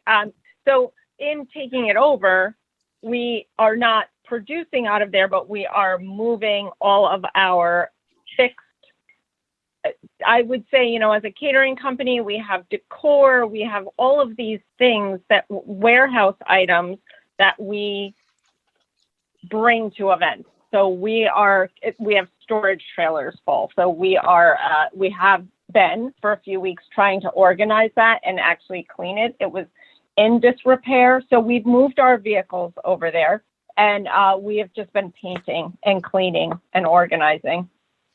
Okay. Can I ask a question? Yeah, go ahead. Of course. We placed this on, the request was for a change of use. If there's. Correct. That's what I was told, that Okay. From a convenience store to a food preparation location for off-premise catering. Okay, and that's one type of request that we have. If there's the exterior storage of motor vehicles, equipment, or what have you, that's something that requires a site plan approval of the commission. My apologies. When I say equipment, I'm talking about anything that's portable, a hot box, risers, paper plates, things that we need to bring to an event. It's not equipment, so to speak. Well, let me clarify. If you would like to have a storage container on the property, that requires the site plan approval of the commission. If you would like to have a vehicle stored overnight on the property, if you place a vehicle during the day and then take it home, that's parking. If you want to keep something overnight, that's outdoor storage. Okay, of course. So let me clarify. We will not be bringing any storage containers on site. We had gotten storage containers while our business was closed. So unloading them is the previous articles that I had mentioned earlier. Yes, there will be 2 vehicles that we own that would be stored. They can either be in the lower lot, if that makes more sense, wherever you like. So there's 1 box truck and there's 1 cargo van. Well, the problem is, I don't believe there is a lower lot. and all due respect to what's there, I think there's some stone that someone has placed there. And I don't recall when Gagliardi's came in. I guess I would have to kind of go back and research what's been approved there. Bringing vehicles around there, I know there's a boat there. Kind of looks like a little bit of an enforcement issue that does not involve forks and fingers, if I may. Correct. And you know, I wholeheartedly understand what you're saying. I guess we would request clarification on that as well. It is paved on the lower level, and that lower level is what we are deeming, you know, the place where we are going to load those items previously discussed, because it is fully paved. It looks as though you can park there, although there's no designated spot. So, you know, we're happy to, if permitted, keep the vehicles on the top in the front and just use the rear solely for loading and unloading what we need to. So at this point, there is a box truck bearing the name of your business down in that lower area. The box truck would be there each night. Is that correct? Or that's correct. We do not have storage at home to move that. that's a pretty good sized box truck, I guess. I guess I would. I believe it's 16 feet, if you would like to know the dimensions. Fair enough. I guess we would. I guess if I can, as the land use administrator, I guess I'm done with my questions. I was not aware that there was a request for what I would deem as outdoor storage. So that's why I put it. Okay. I understand what you're saying. And again, I was not aware that vehicles are deemed outside storage. Again, if they're overnight, then that's right. No, it makes perfect sense. I just would have broached the subject originally had I known that that was something I should be addressing. Sure. This is Jim Gillette. I'm a little confused. This is the space that's next to Gagliardi's restaurant, right? Correct. Yes. Okay. And ma'am, your lease, the space you're renting comes out downstairs in that lower area, like you go around the corner and you can come out down there? Yes. So where we would be cooking is on the street level. And then there's yes, what you see storefront wise. Hartford Turnpike Street level? Correct. And then there's a staircase in the center of the building that brings us to a lower level, which we're deeming storage. And that's where down there, you're saying there's a place you could keep 2 trucks? That's what you're saying that you want to do? That's what it appears to us. But again, I believe that the trucks need to be on the property because that's our vehicle for facilitating events. So wherever you deem fit is where we would store them. Well, that's if we deem fit, which is that's what the land use. That's the crux of the issue. Yeah. Okay. So I don't particularly have a problem with it personally, but there's not a lot of. This was the same problem when we were dealing with the restaurant. I mean, there's just not a lot of spaces there. But I don't know. So where do we go, Alan? Where do we go from here? Well, let me ask something. The truck that's there is in the back. I didn't walk the property. Let me ask you something. Is that area in the rear, is that paved or is that just stone/gravel? It is paved. And I will say, if you have not seen it recently, we spent an extensive amount of time there clearing everything that was paved. It was very overgrown. So we essentially cleaned everything. So now everything is visible. What is paved, it's no longer overgrown. It then gave us more room. So can I just interrupt? I'm sorry. Is it okay, Commissioner, if I ask a question? This is Attorney Coppola, Ms. LaFrancois. Hi. your lease agreement, does it indicate that you have use of those spaces behind I the building? believe it does. We have been in contact with the neighbor. Everybody seems to be amicable and we're not encroaching on anybody's space or taking any spaces away from the restaurant itself. So it's my understanding that that is all, everybody's on the same page as to what we will be holding there and how many spaces would be used. But you have again, Jennifer Coppola for the record, you have a written lease agreement.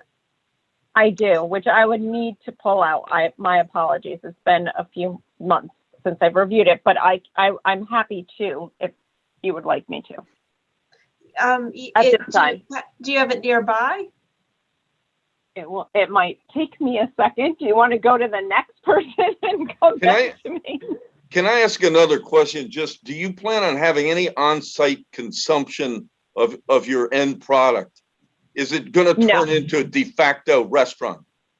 No, not at all. No, and there won't be any tables or chairs, and there won't be any outside on the front sidewalk? No, absolutely not. We've been in business for 10 years. We have never done anything like that. We are strictly going to people's residences, venues, things of that nature, all off premise. Fair enough. I'll just sing a couple of sentences here from the regs.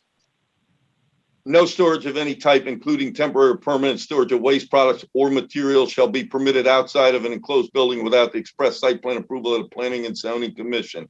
In regard to such storage, the commission shall consider impact upon public safety, public health, sanitation, and aesthetics. The commission may prohibit or regulate such storage, including but not limited to the amount, location, enclosure, screening, schedule, removal, and the nature of the materials to be stored. That's our little obstacle here. But if I can offer up something, I think this is a great use for right there. And I think if there's no restaurant that would be on site, it's permitted in the zone, I believe. And I think it would balance, and I think would have very little parking need. And personally, I'd rather see the trucks in the back, than in the front. But I do think that they need to come back. I don't see a way of avoiding a site plan to show where those would go. And of course. And my apologies, Attorney Coppola. That is, I'm doing this from home. The lease is at the shop, and I will say when I looked at it, it's very remedial, but I am happy to make a copy, and if there's a way for me to share it with you guys, I'm happy to do that. Okay, this is Teresa. I have a question. So didn't Gagliardi do a bunch of work here a few years ago? They did. Okay, did we ask for a site plan then? I think we did, and a special permit because he needed outdoor seating. So he did have a site plan. Okay, so there is park. I thought about part of that was parking in the back. There is, from what I recall. You might be right. Okay. I don't know if that's right or not. I don't recall. Yeah, I'm not so sure that's right either. I remember that was an issue for sure. It sure was. Yeah, I thought there was on that lower part, but yeah, you may be right. I didn't think so, but I could have it wrong. It was a subject of discussion, but to me, it seems like, listen, I kind of agree with Alan. I think it's a good use of the property, and if we can, as long as she can put the trucks down there, I don't have any problem with her putting trucks down there.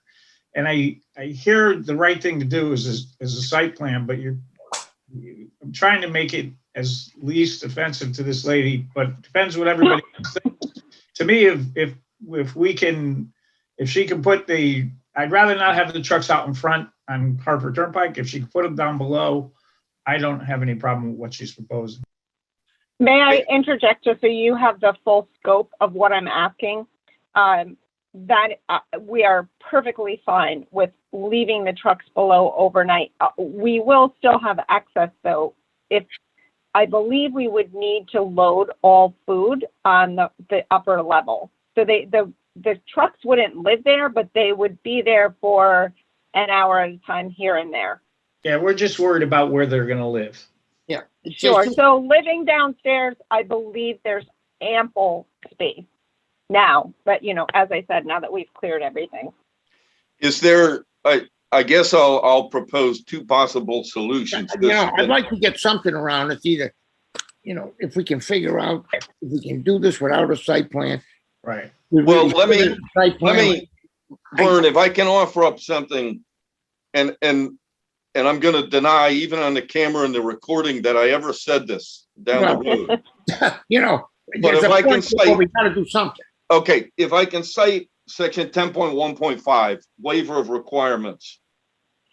Upon a finding of the Planning and Zoning Commission that because of the particular character or limited nature of a new development or change in use or the special conditions peculiar to a site, the submission of a site plan or of certain portions of the information normally required as part of the site plan is inappropriate or unnecessary, or the strict compliance with said information requirements will cause extraordinary and unnecessary hardship, Planning and Zoning Commission may vary or waive such submission wherever, in the opinion of the commission, such waiver will not be detrimental to the public health, safety, and general welfare. 10.1.5.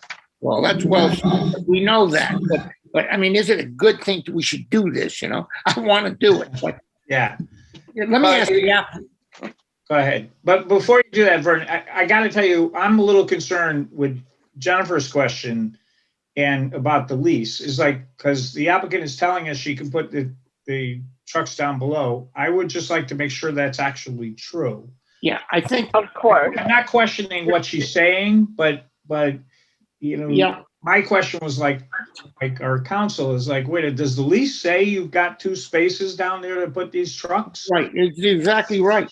There's another tenant there. So in the event that the answer to that question is yes, and I'm perfectly comfortable with staff looking at that. If the answer is that's yes, I would waive the requirement of site plan and let her put the trucks down below. But I would still want to know that you could actually do it. Can we? May I say something? So someone had alluded to the boat. All of whatever our vehicles are, if you were pulling in and the boat was to your right, our vehicles are to the right of the boat. So they don't encroach. They're behind the property we leased. They would not interfere with the restaurant and his space. Stephanie, this is you're right. This is Vern speaking. All that good stuff that looks like junk back there is who owns that stuff, and why? It's Gagliardi's. It's the restaurant that has all that.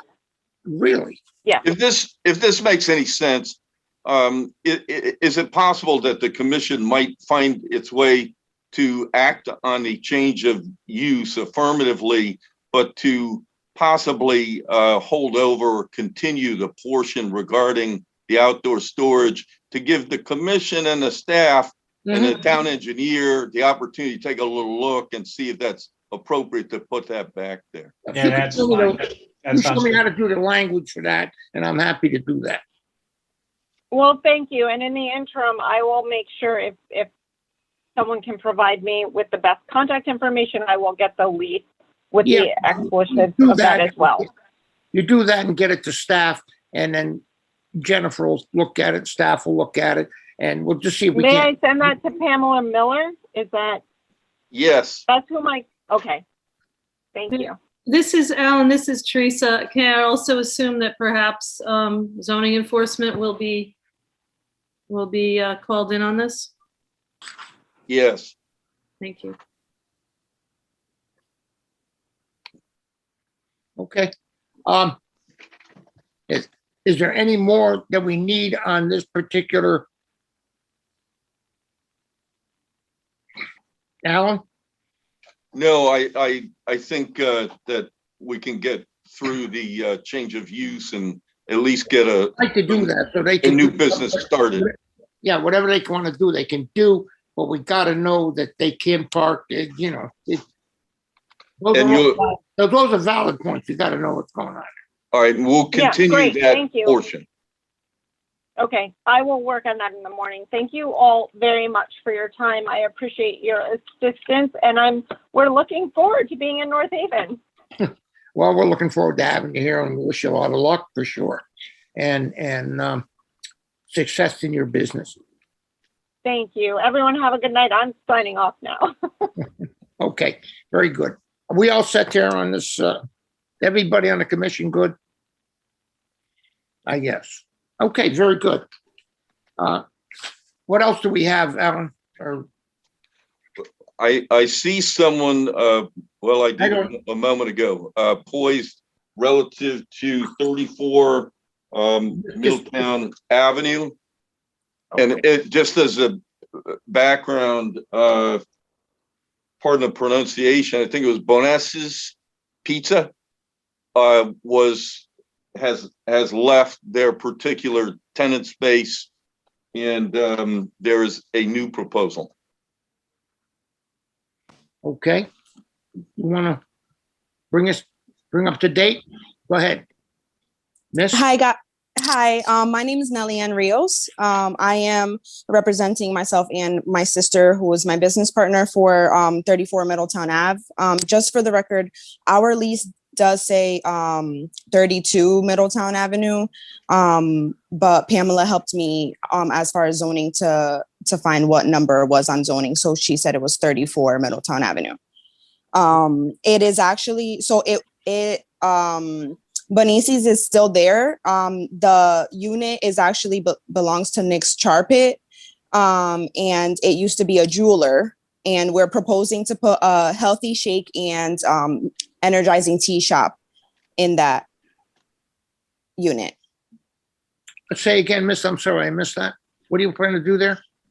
So we serve meal replacement protein shakes and energizing teas.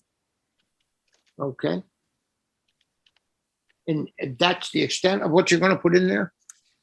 Yes. Sorry, so Bonesi's stays, and you're going where the jeweler was, who's now up Washington Avenue. Correct. Sorry to confuse everyone. Sorry. Libero, it used to be Libero, right? Yeah.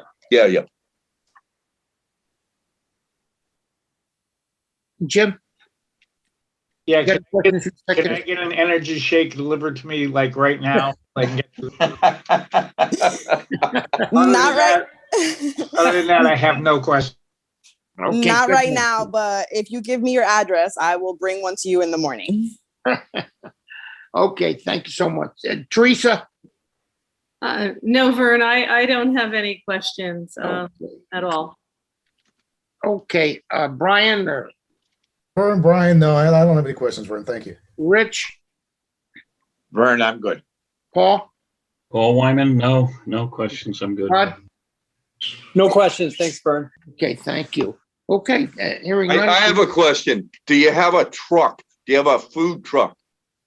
No? No food trucks. Okay, thank you. No outside storage, right? Okay. Okay, young lady, thank you very much.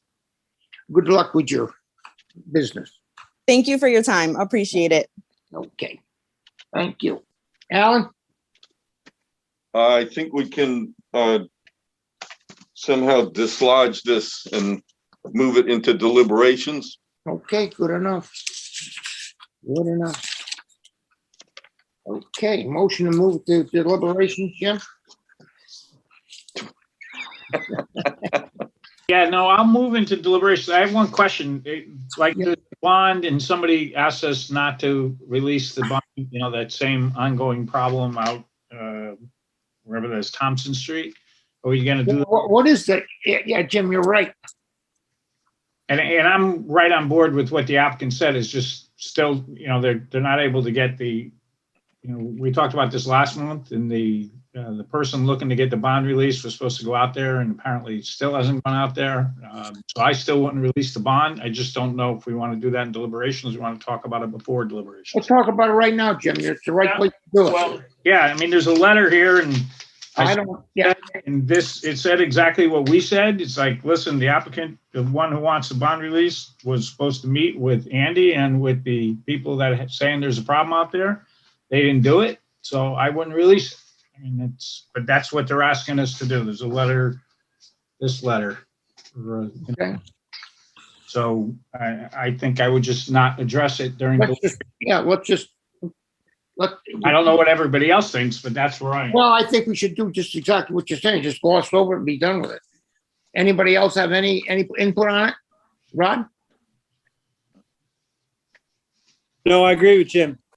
Okay, good enough. Brian? I'm okay with what Jim said. I just wondered how long this is going to go on for and when. I get it, but I'm with you, Brian. Yeah. They're looking to get their money back. So you would think at some point, but you're right. When we were talking about earlier with Mr. Zorlis, there were some bonds that were there for 25 years. It's, I don't know how we force the issue, but. I don't think we can on this one, Jim, to be honest with you. Yeah, I mean, I think the guy wants to get his money back. I think that's what's going to do it at some point. Yeah, I guess. And we don't have to deal with it today. Okay,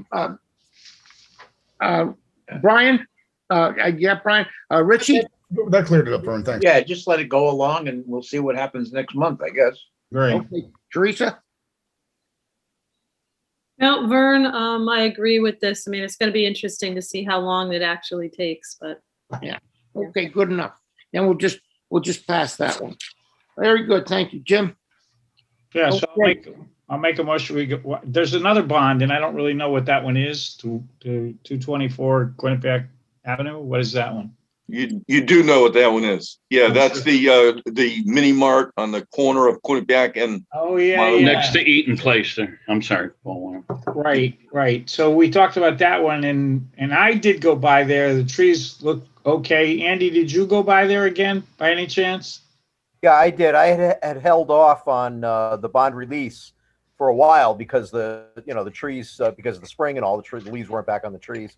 And I didn't bring it before the commission until I was satisfied that the trees were growing again. So, I mean, I think they're doing what they're supposed to do. It's the proper trees that are out there. You could certainly argue that they could be bigger, but, I think we're getting what we're getting.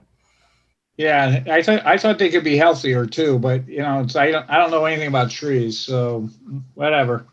I'm fine. Yeah, they look reasonable to me. So. Yeah. Okay.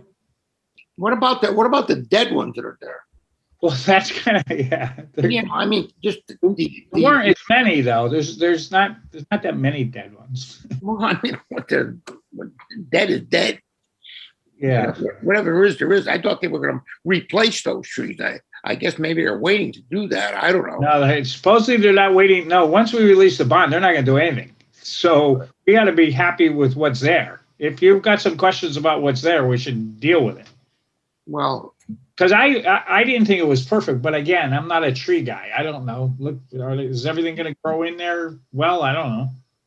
I don't know either, but I mean, it did look pretty good, actually. But I mean, Andy, is that it? Is that what we're going to get?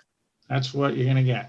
Yeah, that's it. That's what was on their plan. They did what they said they were going to do. So. Oh, then that's good enough. I don't remember a dead tree. My apologies, but again, if you saw it there, I'm sure it's there. There is some dead trees back in that wetlands. There but definitely I don't know is. really on this property. So. Okay. Andy, those were the ones that were dead before, they aren't the newly planted ones, right? 'Cause That's I went correct. by No, there too, right? That's what I thought. Yeah, they were trees probably fell over during one of the storms. So. Right. Yeah. Okay. That's what I There's thought. there's some Charlie Brownish trees on there though, to me. Yeah.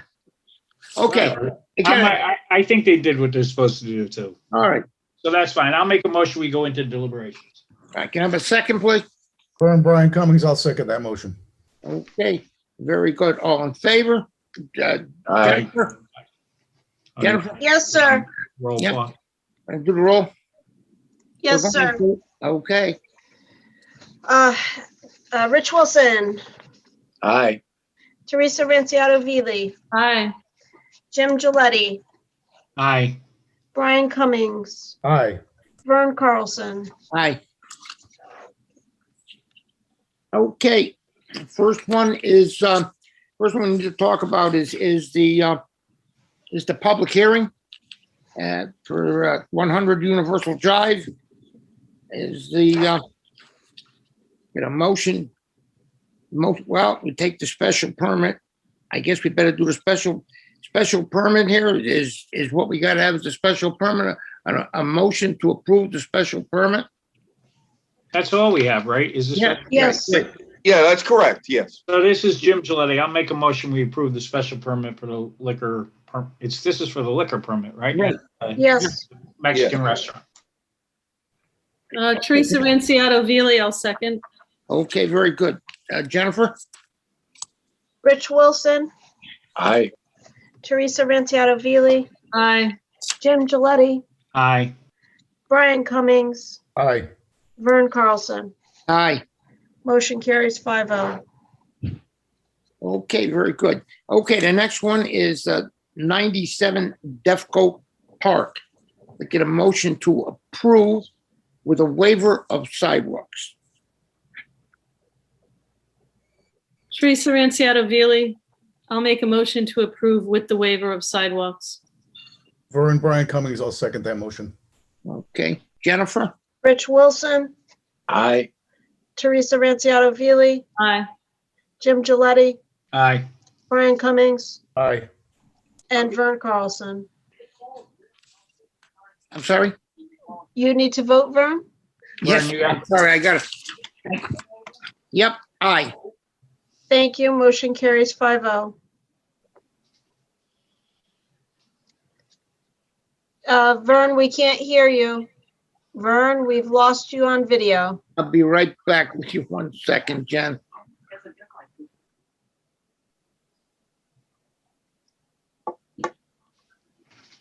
If we were a live meeting, we could just take a little break now, you know? Oh, there we Yeah, go. it would be good. I just got a little situation going, but, okay, getting back to the meeting, I'm sorry. Are we okay with that, Jennifer? Yes, all set. So you're on Thank you. number 21-09 for 341 State Street, sir. Correct, 341 State Street.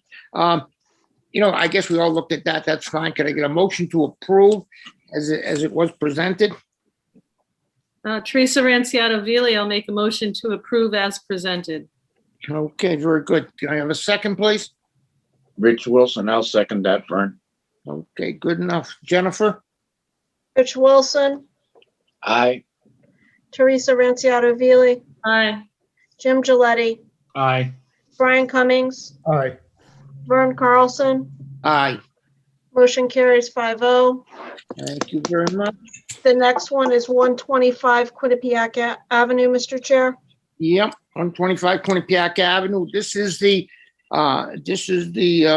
situation where we were just talking about sidewalks and moving the dumpster. I get a motion to approve. If I can get a motion to approve, moving the dumpster over and taking notice of the lights so there is no spillage on the properties around that.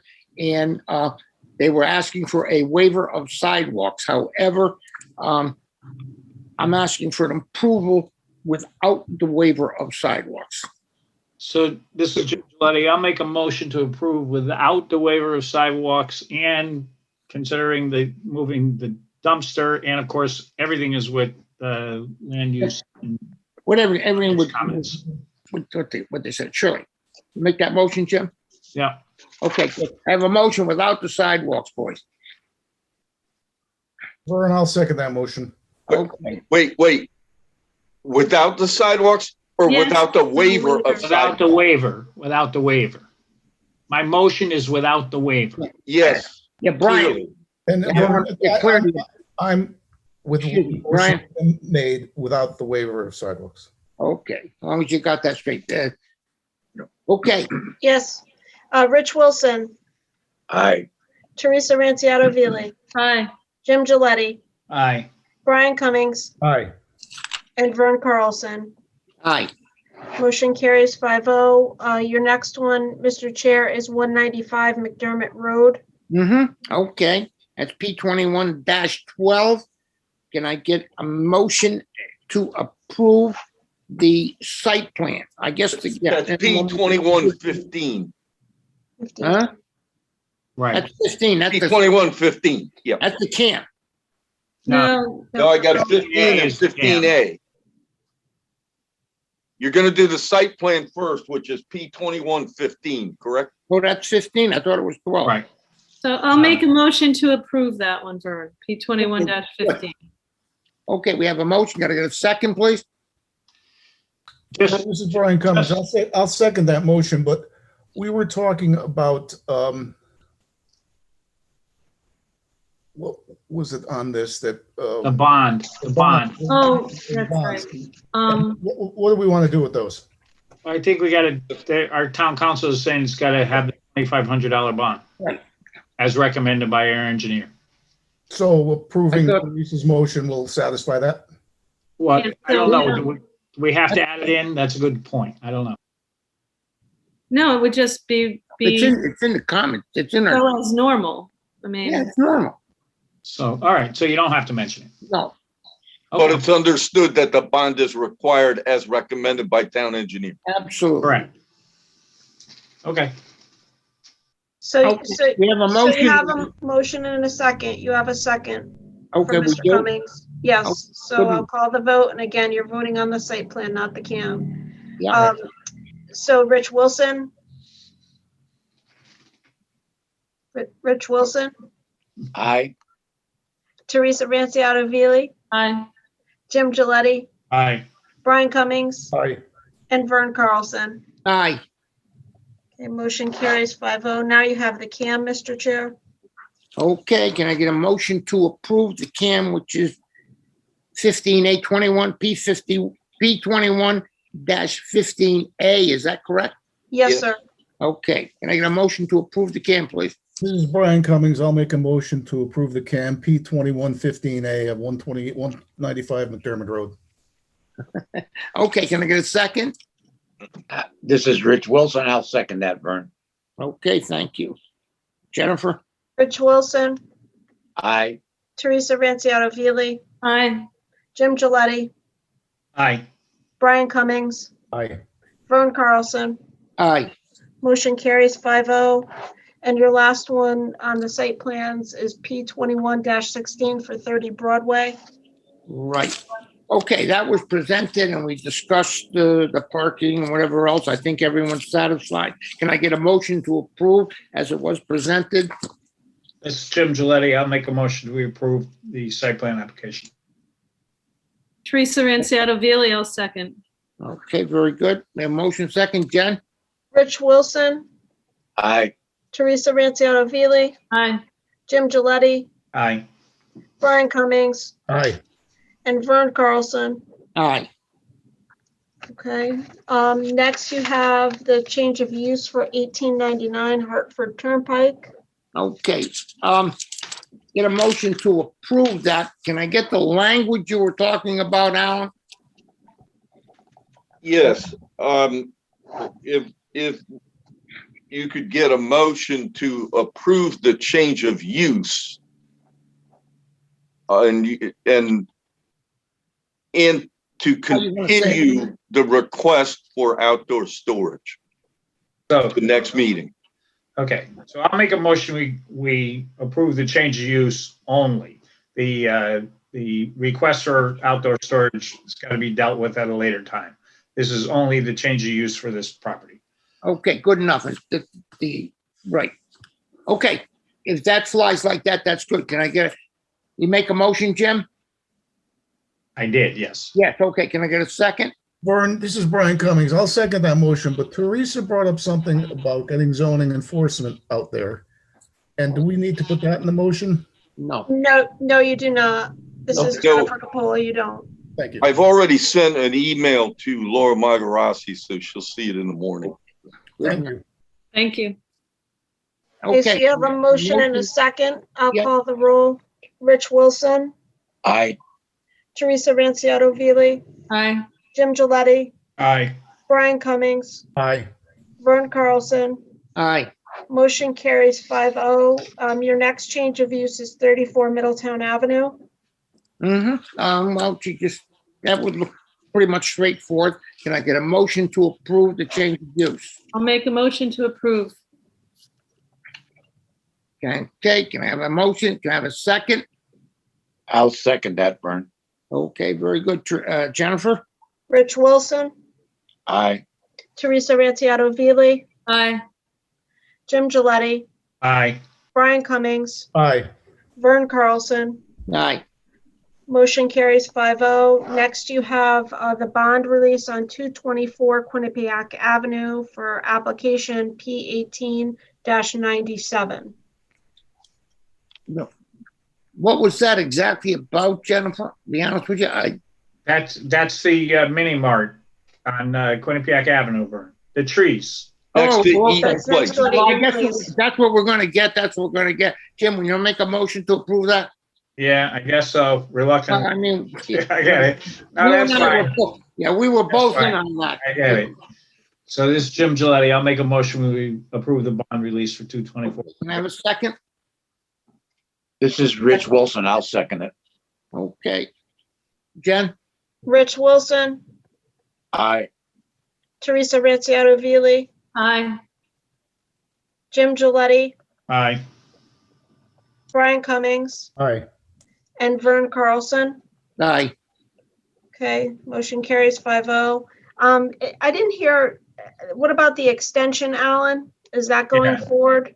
Yes, 319 Washington Avenue, application P19-31. yes. I think the applicant, Mr. Yacarino, would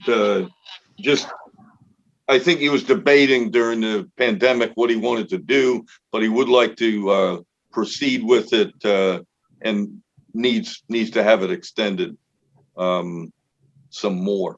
You've already given him one extension. This is the final extension. Okay, and how long will this be? 90 days? 6 months. 6 months. 6 months? Wow. Okay.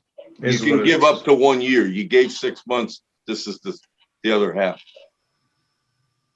Okay, hey, all right. Yeah. Okay, can I get a motion to approve the extension of the bond, Of the application. The application. of the application? Go ahead. I'll make the motion to approve that application. This is Rich Wilson. Just for the record, I may have disqualified myself on this one. I think you did, Jim. I did. Yeah. So I think someone else should vote on the extension. It would be Rod Williams if he's still with us, or Rod Williams he's here. Okay, we're not, Having a dead battery here, so. okay. Quick vote. We need a second. Can I get a second? Teresa Ranciano Vili, seconds. Okay, good enough. We have a We're gonna motion. call on Rod Williams first. Rod Williams, Aye. Rich Wilson, Aye. Teresa Ranciano Vili, Aye. Jim Gilletti. He's off. He's out. I'm at Brian, I'm sorry. Aye. Brian Cummings Aye. and Vern Carlson. Aye. Okay, extension granted for 6 months. And you're not gonna do anything on Thompson Street? Nope. We're So gonna you just have We'll minutes. just hold that in abeyance, if you will. Yep. We'll get that. Well, that takes care of the agenda. Is there anything else? And You've we got have minutes, some minutes. May 3rd Oh, we do. minutes. Okay. I'll make a motion to approve the minutes. Okay, you'll approve it, Teresa? Yeah, I made a motion to approve. Okay, can I have a second, please? Jim Gilletti, I'll second it. Okay, we have a second. Jennifer? Rich Wilson, Aye. Teresa Ranciano Vili, Aye. Jim Gilletti, Aye. Brian Cummings, Aye. Vern Carlson. Aye. No mas. Is that it? Could I say something here? This is Brian Cummings. Yes. Thanks. The ZEO report. A lot of these things have been on here for months. And one thing is 400 Sacker Point Road, it says it's improving, but then it improves and then it improves. But the site plan for the Nippon Company, are they in business, doing business there? And we've just been letting this ride? Excuse me, Brian. Jennifer? Excuse me, I'm going to have to leave the meeting there. Rich, you close the meeting, okay? Okay. Okay, thank you. I'm out. Okay, Vern, okay. If I can just offer up that we've had 2 meetings on this in the last 60 days. Mr. Metler, the owner of the property, has hired an attorney, Joe Porto, and they have shown us a preliminary site plan. Andy attended the meeting, and myself and Laura Magarasi, the CEO, we gave them some direction as to what the deficiencies were last time. The initial premise of our meetings was to explain to them that the commission was not going to approve anything while the site had so many violations on it. And that the outdoor storage was the central violation and that had to be cleaned up. They have made a lot of effort in terms of cleaning up that outdoor storage. If anyone cares to, go take a drive by there again, it's a lot better than it was. It may not be perfect, but they are trying to remove the outdoor storage that was offensive. They've removed a great deal of it, and they're trying to come in with a site plan. So that's the update. Congratulations on getting Mettler to even respond. Well, No, I mean, that's pretty amazing. Let me just say, along the lines of what Brian is saying about this site and these things just staying on this list over and over and over again. At some point, I would actually like to hear from Laura, because I got to tell you, one of the sites that we talked about, and we've got this ongoing Quinnipiac problem, and we're told by some of the landlords, like, okay, well, we'll straighten it out next time. Well, one of the ones that said we'll straighten it out next time has 7 cars in it again, that I'm seeing every single day. I don't know how we deal with this. We've talked about enforcement being a problem. I'd like to actually talk to her, just as a thought. I'm one person. I can pick up the phone and talk to her, but there's a lot of the enforcement things we don't get anywhere. Like Mettler, with all due respect, if they're doing something, that's an ongoing problem for 5 years? Yeah. Pretty close. Yep. So, and I'm not blaming her. I'm just saying it's just difficult. Enforcement is a really difficult thing. Well, on the subject of Quinnipiac too, I was going to bring this up. Let me just say I own properties in New Haven, and they rent to Yale students. Right now, everybody's in the process of renting. I just saw a property that was posted. It's for North Haven. I know where it is, and they're looking for a 4th person to move in the house. So, I brought it to the attention of planning and zoning. I sent it over to Laura, but we need to get some teeth. So I've asked Vern several times to put together a meeting. But I agree, maybe we hear from Laura. I mean, right now, yeah, all of the landlords are putting people in their apartments, and then what happens is Quinnipiac comes and gives us a report after everybody's already living there, and it's like Groundhog Day. So I don't know. Anybody else have any suggestions? I understand what you're saying, and I understand, Jim, if you are able to pick up the phone and give her a call, I think that's good. But I have no objection, Teresa, to any sort of a meeting that would address the matter. I'm ready to meet at any time. Yeah, and that I've been trying to get our chairman to do this, so maybe I will talk to Vern again. But going, after that, then I think, I don't want to talk about it anymore here, but I think we need to establish perhaps some changes, and that may include some fining ability, because obviously there's landlords we all know that are going year after year. They just don't after year, care. Yeah, and they just don't care. ignoring our town regulations, so. Brian Cummings here for Yeah. Alan. Every month we have a meeting, and then you have meetings with other boards and commissions, and we add a little bit to your tasks every month, 365 days a year. Do we have enough enforcement? Are you guys crewed okay? I mean, this is maybe not my question, but do you have enough enforcement power? Do you have enough crewing? To be clear, I've said this before, the CEO doesn't work for me, doesn't work under me, no matter how you draw the plumbing. It's a separate it's a separate position, if you will. I've been here 16 years. We were able to go from someone who was part-time, 19 hours a week, to a full-time person. I was the biggest supporter of that, possibly, of all the town and staff. I always think more help is good. I'm happy that we got that increase that we did. I guess that's where sort of my authority would end.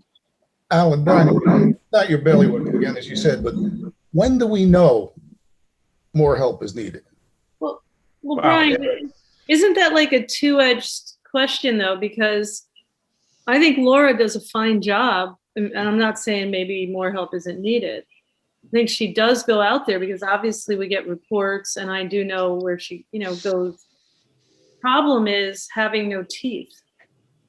So Laura can go out, and even if we had another person going out and citing these people, what good is it if there's nothing we can do to them? Well, and if I could just offer something up, I'm going to say at least 50% of Laura's job is approval of permits.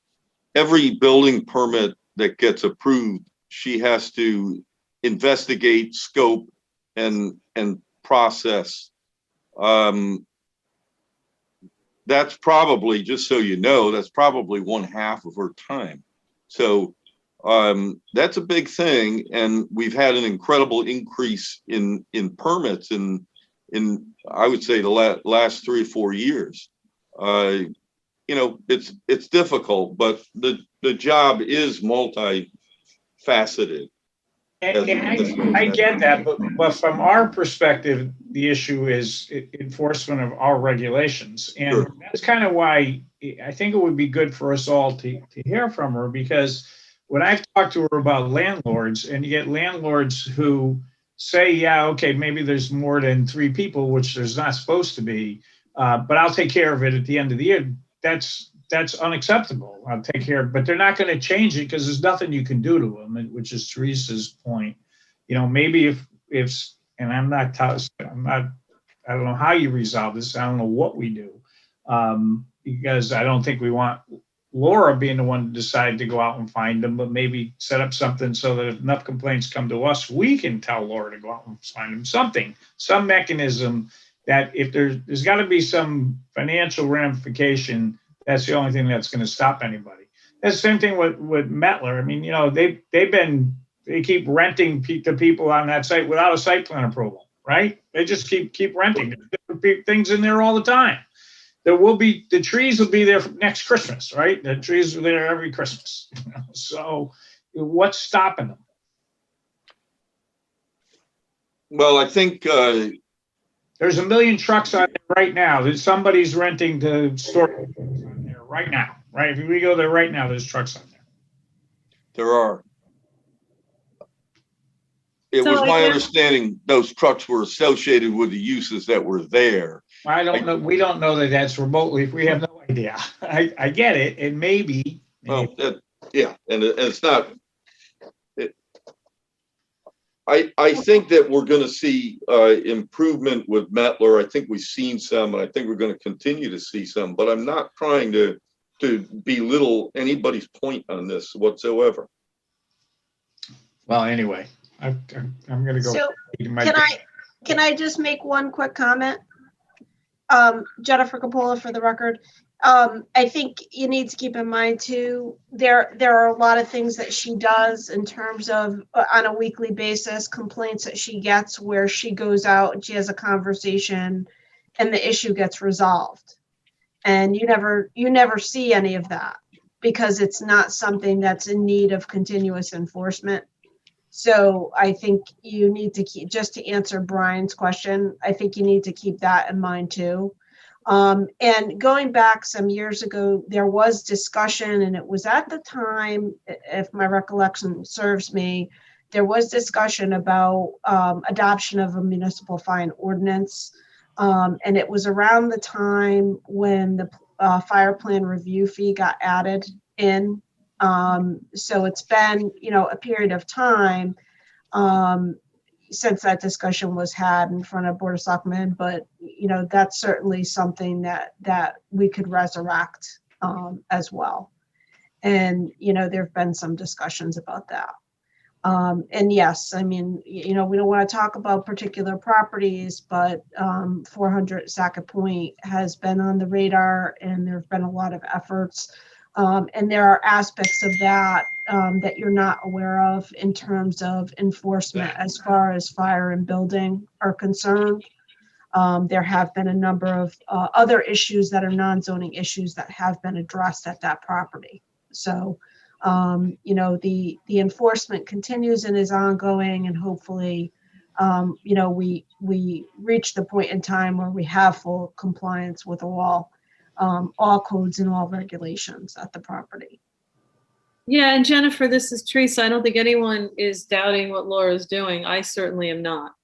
I mean, I think if anything, I'd like to get her some more help in the form of, you and I have discussed it, maybe in the form of fining.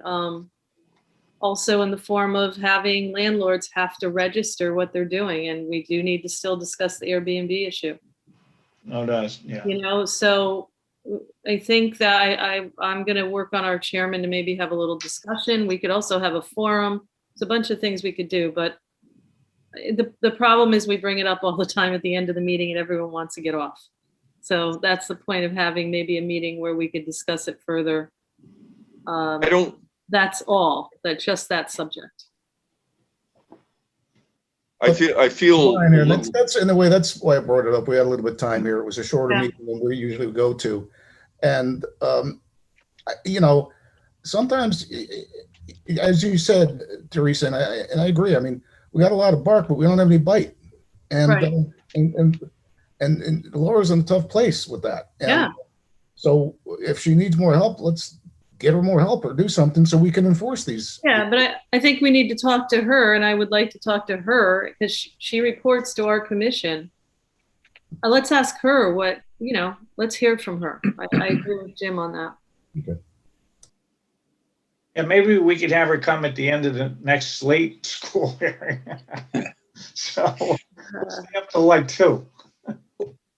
Yeah, and I do feel a little awkward. The conversation is what it is, and I know Jim's ready to go have an energy drink or something, but I feel a little awkward without Vern on. No, I get it, but I do think it would be nice to hear from Laura and maybe have her come and talk to us at the beginning of the meeting, so she doesn't have to hang around till like the end of the meeting, and just kind of give us her input, give us her list, and say what problems she's having, so we're geared up for.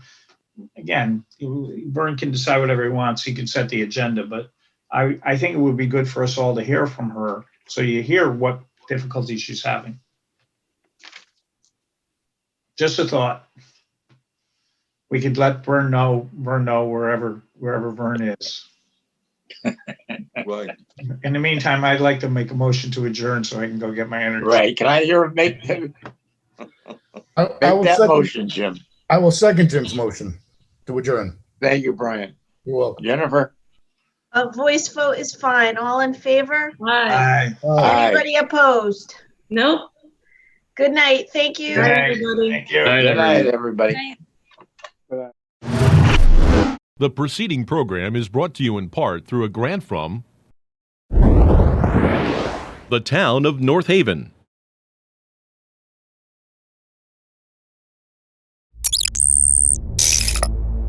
Watch town meetings or other videos on demand at nhtv.com.